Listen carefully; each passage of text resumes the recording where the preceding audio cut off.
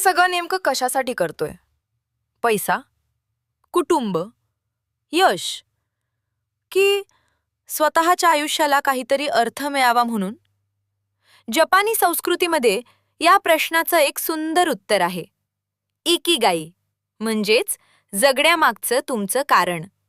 ती अशी गोष्ट जी तुम्हाला प्रत्येक सकाळी उठण्याची एक नवी प्रेरणा देते. ज्या गोष्टीमुळे तुम्हाला वाटतं, हो, माझ्या आयुष्याला एक अर्थ आहे. पण तुमच्या जगण्यामागचं ते कारण नेमकं काय आहे? तुम्हाला आनंद कशातून मिळतो? तुम्ही कोणत्या गोष्टी मनापासून करू शकता? आणि सर्वात महत्त्वाचं, तुमचा स्वतःचा इकिगाई शोधायचा कसा? आजच्या या व्हिडिओमध्ये आपण अगदी सोप्या भाषेत समजून घेणार आहोत इकिगाई म्हणजे नेमकं काय, तो आपल्या जीवनाशी कसा जोडलेला आहे आणि आपल्या आयुष्याला अधिक आनंदी, अर्थपूर्ण आणि समाधानकारक बनवण्यासाठी आपण आपल्या इकिगाईचा शोध कुठून सुरू करू शकतो. चला तर मग एका छोट्याशा जपानी शब्दामागचा आपल्या संपूर्ण आयुष्याकडे पाहण्याचा सुंदर दृष्टिकोन समजून घेऊया. इकिगाई. तुम्ही सकाळी उठता, अलार्म बंद करता, घाईघाईनं तयार होता, कामावर जाता. दिवसभर काम, पैसा, जबाबदाऱ्या, फोन, मेसेजेस आणि भविष्याच्या चिंता. आणि मग रात्री झोपताना कधीतरी मनात एक प्रश्न येतो, मी हे सगळं नेमकं कशासाठी करतोय? आपल्यापैकी अनेक जण हे आयुष्य जगत असतात. आपल्याकडे घर असतं, कुटुंब असतं, नोकरी किंवा व्यवसाय असतो, पैसा कमावण्याची धडपड असते, भविष्यासाठी प्लॅनिंग असतं.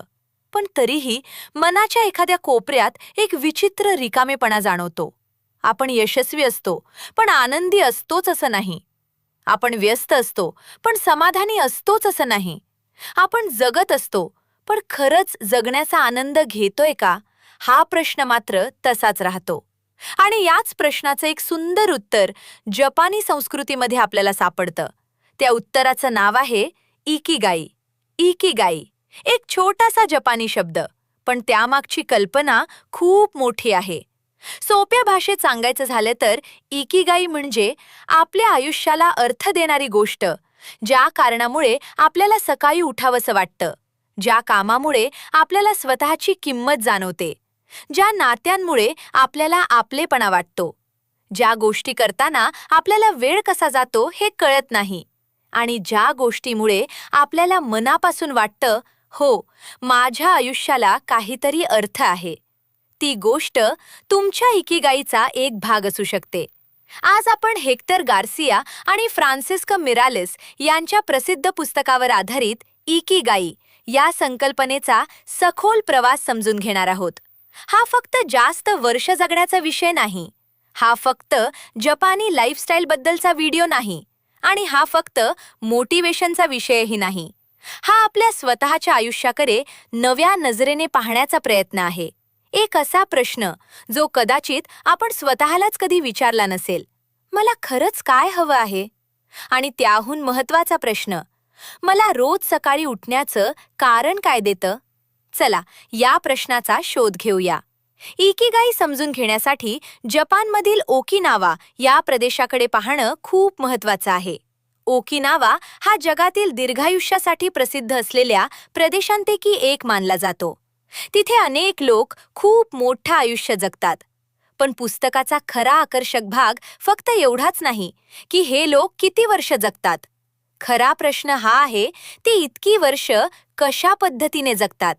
कल्पना करा, एक वृद्ध व्यक्ती सकाळी उठते, ती घराबाहेर येते, थोडं चालते, बागेत काम करते, झाडांना पाणी देते, मित्रांना भेटते, कुटुंबासोबत बोलते, साधं अन्न खाते आणि दिवस संपतो.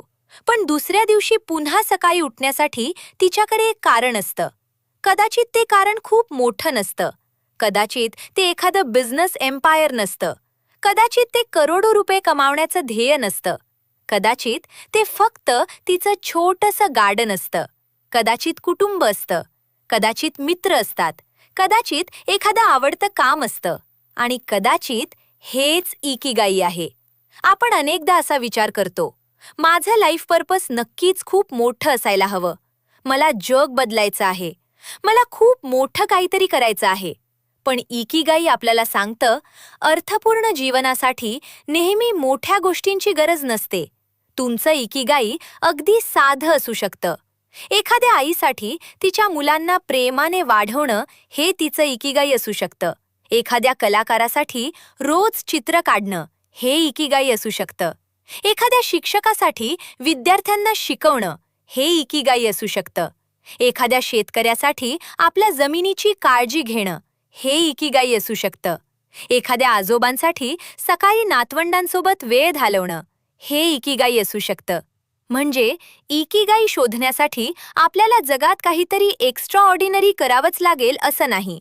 कधीकधी आपल्या रोजच्या आयुष्यातील साध्या गोष्टींमध्येच त्याचं उत्तर लपलेलं असतं. आता एक महत्वाचा प्रश्न, आपण म्हातारे कधी होतो? वय वाढतं म्हणून की मनातून जगण्याची इच्छा कमी होते म्हणून?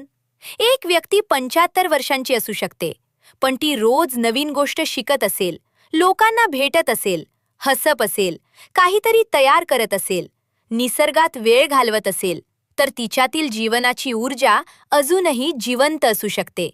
आणि दुसरीकडे एखादी व्यक्ती फक्त 30 किंवा 40 वर्षांची असूनही मनाने पूर्णपणे थकलेली असू शकते. म्हणून तरुण राहण्याचा अर्थ फक्त शरीर तरुण ठेवणं नाही. तरुण राहण्याचा एक भाग म्हणजे